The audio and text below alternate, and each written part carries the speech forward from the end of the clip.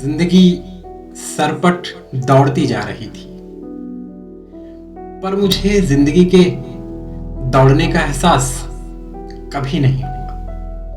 हमेशा ऐसा लगता रहा मानो जिंदगी किसी पौराणिक कछुए की तरह पूरी धरती को अपनी पीठ पर उठाए बस किसी वृत्ताकार पथ पर चक्कर लगा रही हो।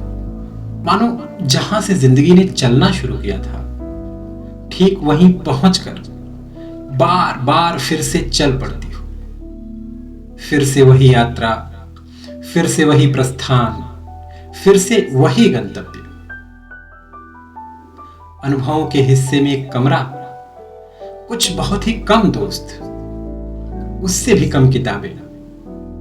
किताबों में दर्ज हुई समझ का शायद 1 अरबवां हिस्सा मेरे हिस्से में आ गिरा था। साहित्य की दुनिया से दूर दूर तक कोई वास्ता नहीं है मेरा।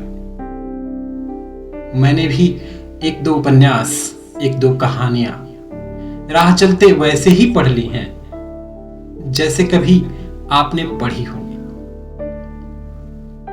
कुछ विशिष्ट साहित्यकारों के नाम मुझे पता नहीं कैसे याद रह गए, जैसे प्रेमचंद, जैसे रामधारी सिंह दिनकर।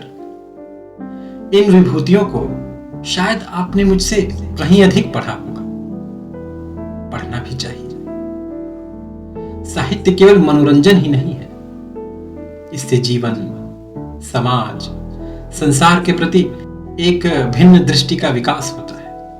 आप साहित्य के रास्ते जीवन के गहरे स्तरों को स्पर्श करने लगते हैं। आप साहित्य के रास्ते जीवन की गहरी व्याख्या तलाशने लगते हैं। छूने लगते हैं आप उन आयामों को जो शायद यूं ही अनछुए रह गए थे। देखने लगते हैं आप स्वयं के भीतर बसे उस आंतरिक मनुष्य को जो शायद बाहर कभी दिखाई ही नहीं पड़ता। अपने अंतरतम की भाषा को कविताओं और गीतों में बांधना मुझे कब आया, मुझे इस बात का बिल्कुल इल्म ही नहीं। बस जो आया सो लिखता गया। मन के भीतर छुपे बहुआयामी मनुष्य के अनेक भावों को शब्द दे पाने की कोशिश में कभी कविताएं टूट बिखर गईं, तो कभी गीत सिसक रो पड़े। कभी कुछ अधूरी कहानियों के किरदार एक दूसरे से लड़ते रहे, तो कभी प्रेम के वृहद कैनवास पर कुछ रिश्ते यूं ही बनते बिगड़ते रहे। कभी कुछ यात्रा वृत्तांत कदमों की थकान तक लंबे हो गए, तो कभी कुछ संस्मरण स्मृतियों को चीर दूर क्षितिज पर धुंधले हो गए।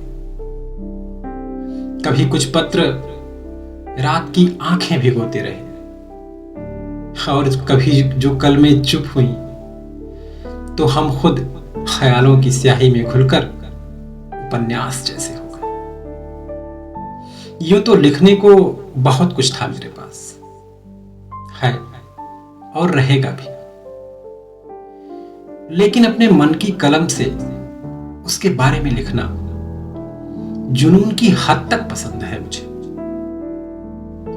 उसे लिखकर उसके बहाने खुद को जानना आत्मा को सुकून देता है। उम्मीद करता हूं मेरे कलमों में वो मुस्कुराती रहेगी। पतझड़ों के खुश्क पत्तों के बीत जाने के बाद बसंत गाती रहेगी। शाम की आंख चंद्रमा से रोज उलझेगी, और चांदनी हर आदमी के जख्म का मरहम बनाती रहेगी।